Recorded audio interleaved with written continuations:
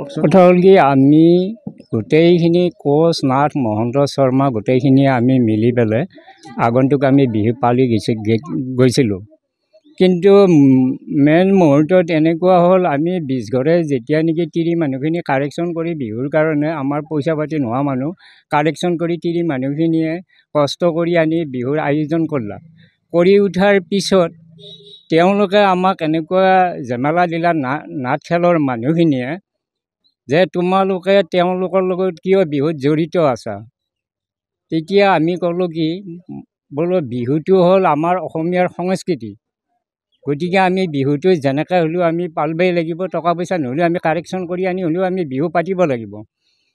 সেইবুলি আমি বিহুৰ আয়োজন কৰিলে তিৰি মানুহখিনিয়ে বিহুখিনি ধুনীয়াকৈ চলাই নিলা। তাৰ পিছ মুহূৰ্তত আমাৰ খেলৰ মানুহে আমাৰ ওপৰত একশ্যন ল'লে কি তোমালোকে বিহুত হৈছিলে নহয় 10,000 টকা তোমালোকে দিব লাগিব বিহু পাতাৰ কাৰণে। তেতিয়া ক'লোঁ কি বিহুটো কি দায় হ'ল, আমি বিহু পাতাৰ কাৰণে আমাক কিয় হাৰেছমেণ্ট খাব লগা হ'লো, 10,000 টকা কি কাৰণত ভৰিব লগা হ'লো। এইটোতো আমাৰ অসমীয়াৰ সংস্কৃতি।